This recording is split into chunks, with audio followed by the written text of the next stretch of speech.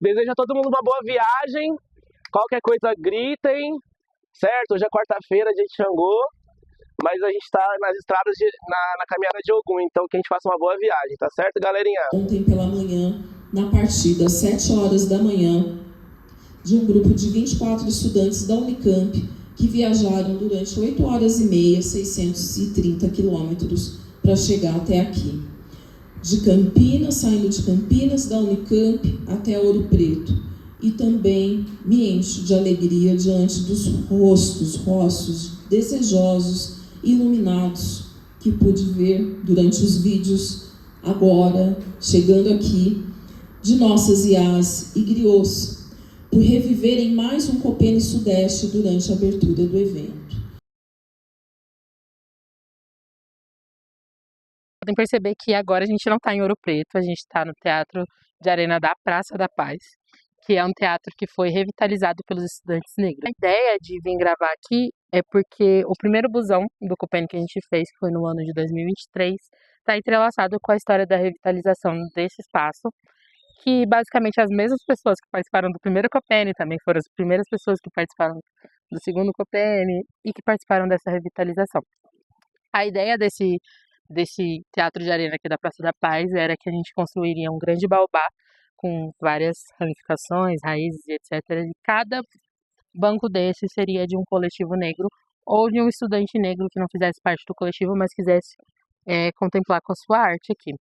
E a gente traz esse histórico porque na mesma semana que a gente revitalizou esse espaço, que era um espaço completamente cinza e tudo mais, foi a mesma semana do Copene de 2023 que a gente fez o primeiro ônibus e foi para o Rio de Janeiro. Naquela época a gente foi com 37 estudantes negros para o Rio de Janeiro, tiveram várias apresentações e muitas das pessoas que foram tiveram o acesso não só pelo busão, mas também pela bolsa que elas conquistaram fazendo parte da revitalização daqui. É importante a gente lembrar que esse ônibus não existiria sem a ajuda da professora Débora Cristina Jeffrey, que hoje atualmente é diretora da Faculdade de Educação, que ela deu toda a possibilidade para que a gente chegasse até a do Unicamp na primeira vez para conquistar a verba e agora na segunda vez na do Unicamp na Pró-Reitoria de Extensão. Mas também é importante também a gente falar do Gustavo. O Gustavo, ele é lá do IFISC, ele participou das duas organizações junto comigo. E das duas vezes foi ele que chegou em mim e falou: "Ei, vamos fazer um busão". Porque eu sempre sou assim, tipo, desligo e eu resolvo tudo em cima da hora. E o Gustavo é sempre antes e tudo mais. Então, dessa vez, o Gustavo chegou em mim faltando 2 meses, falou: "Ô, vamos fazer de novo o busão". E a gente escreveu o edital com mais calma, foi atrás de várias pessoas. E a gente primeiro fez contato com a do Unicamp, e a do Unicamp deu 50% do ônibus, ou seja, a ida. Depois a gente fez o contato com o professor Fernando Coelho, por intermédio da professora Débora Cristina Jeffrey, e eles deram os outros 50% do ônibus. Eu falo isso também porque, para mim, a ideia do busão, inicialmente, assim, eu achava que, agora falando pessoal, assim, eu achava que se a pessoa quisesse ir no congresso, por conta da Unicamp, alguns institutos terem dinheiro, eles iriam. Mas o ônibus, além de ser o intermédio dessa pessoa chegar até o Copene, também é um jeito de acolhimento, porque a gente não se sente sozinho. Quando a gente fala de ciências e pessoas negras, a gente fala também de um pouco de solidão de escrita, né? E eu entendo que o busão é muito importante por isso. Esse trâmite foi muito legal, porque a gente fez um grupo no WhatsApp nesse ano. E eu fui atrás das partes mais burocráticas do busão, que era entrar em contato com o pessoal, falar da verba e etc. O Gustavo e o Vitor ficaram responsáveis pelas informações gerais, por criação de texto, e eu republicava nos e-mails ou nos grupos de WhatsApp. E o Inácio, que acabou não indo no congresso por falta de verba, ele ficou responsável por conseguir moradia e lugares voluntários para o pessoal que iria. Então, o busão é muito mais do que só a ida, mas é um sentimento, uma coletividade, é a criação de uma ciência também ali juntos, né? Porque quando a gente fala de congresso, onde a maioria dos pesquisadores são brancos, normalmente eles têm verba, têm disposição, tudo mais para ir. E quando a gente fala do Copene, muitas vezes é pouco divulgado, poucas pessoas sabem, e falta verba para os estudantes. Às vezes os estudantes nem sabem aonde procurar, A gente também fez, junto com a Jamile, lá do IEL, um convênio, na verdade, que falava onde cada pessoa conseguia as verbas e tudo mais. Manuela! Fala! Nós já estamos saindo já. Yau, yau. Bom. É uma experiência legal, porque quando a gente pensa assim, as pessoas querem ir pro congresso, elas não dão um jeito de ir. Na verdade, não. Eu tive um ano de hiato na Unicamp, que foi o ano que eu me formei, depois eu fiquei trabalhando em escolas. E aí, nesse um ano, eu senti que tipo, as pessoas que queriam ir para o Copene não tiveram tanta oportunidade como tiveram no ano anterior com o busão que a gente montou. Então, eu entendi que o busão é uma oportunidade não só da gente trocar cientificamente, mas da gente poder chegar no Copene, tá ligado? Porque muita gente deixa de ir por não ter esse transporte. Mas também produzir cientificamente aqui que a gente acha que é ciência, e a ciência não é neutra. A gente tem um compromisso com a ciência que a gente produz. Então acho que é esse sentimento de muitas misturas, de muitas coisas, de muitos sonhos, de nós que sabemos muito bem o que é ser discriminado, ser excluído, ser abandonado, não ser olhado como pessoas de potência, sempre ser estigmatizado.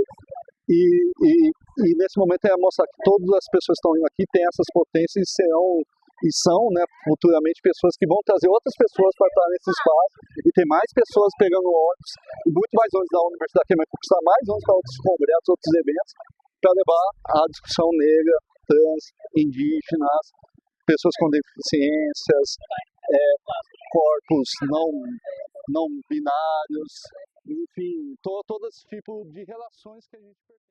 Esse aí, um outro conceito que a gente está trabalhando é o pertencimento, né? Então, a permanência é diferente de pertencimento.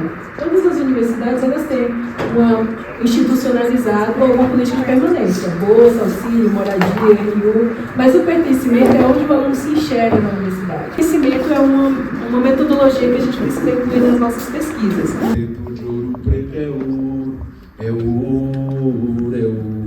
Povo preto de ouro, preto é ouro. Esse ano na Universidade Estadual de Campinas, assim como na UFMG, a gente conquistou cotas para pessoas trans, e eu acho que cotas para pessoas trans é pensar nessa inserção do povo preto dentro da universidade, porque a gente está falando de travestis, homens trans, pretos que vivem em situação de marginalidade. Então as cotas trans é para dar seguimento na luta daquilo que a gente já conquistou com as cotas étnico-raciais. O que nos permite produzir novos referenciais epistêmicos a partir da nossa realidade e vivência. As nossas problemáticas e todas elas que já iniciaram hoje, mas que seguirão nos próximos dias, vem dessa nossa inquietude, mas é de uma inquietude, de uma interpretação que é coletiva. E aí, eu peço a licença e a palavra ao professor José Castiano, um filósofo moçambicano que esteve conosco este ano na Unicamp, discutindo a partir da perspectiva do Mutu como um caminho para se pensar essa produção de conhecimento e essa ressignificação epistemológica. Também é importante, e os ancestrais nos deixam algo muito essencial. O professor Gilvan está aqui, no qual eu agradeço e já de antemão uso com frequência um de seus textos na disciplina de africanidades que eu trabalho na Unicamp com estudantes de graduação, que a nossa dimensão humana é relacional e afetiva. Então, se não for relacional e não for afetiva, não pode ser nosso. Não é nosso. Nós estamos reproduzindo uma proposição e um modelo que não nos preenche, não nos cabe. Me senti muito pertencente àquele espaço e àquele grupo e aquelas pessoas, Então, você olhar, quando eu cheguei no auditório de abertura do Copene e ver aquele auditório com mais de 1.000 pessoas, a maioria, em sua maioria, pesquisadores negros, pesquisadoras, pesquisadores negros. Então, foi um momento assim, muito impactante para mim. Mais do que trazer essa experiência, foi um momento também de ouvir e de trocar essas experiências com outras colegas, com outras pessoas que estavam ali, trazendo também as suas experiências de vida, não só as experiências acadêmicas. Então, foi um tempo assim, muito gostoso, né? A gente teve a oportunidade de conhecer a cidade de Ouro Preto, apesar de ter todo esse clima, né? E essa sensação pesada do período colonial, que é constituída a cidade de Ouro Preto, a gente conseguiu, enquanto pesquisadores negros, ocupar aquele espaço como comunidade científica e acadêmica. Então foi um momento assim muito especial, foi maravilhoso, gente. Essa oportunidade de estar juntos e juntas foi um momento também muito especial, porque a gente pôde nesse tempo aí de viagem trocar também, se conhecer melhor, né? Conhecer as pessoas que estavam de outros institutos que também foram junto com a gente aqui da Unicamp. Porque era um sonho de criança, né? Era um sonho de infância vir viajar, e hoje eu pude realizar sem pagar, né? Nessas condições do qual eu venho hoje. Uma condição, por exemplo, que a minha avó, eu tenho certeza que vai morrer e nunca vai vir para Ouro Preto. E deve ouvir falar de Ouro Preto desde quando ela é criança também, sabe? Deve ouvir falar dessa história. O meu irmão, sei lá, minhas tias que morreram, todo mundo que já passou, que não teve essa experiência. E eu tô tendo num lugar de privilégio. E outra, de conhecer aquilo que é tecnológico, né? Aquilo que é tecnologia ancestral, sabe? Eu reconheço, mas eu reconheço as estratégias que os meus também tiveram para poder sobreviver.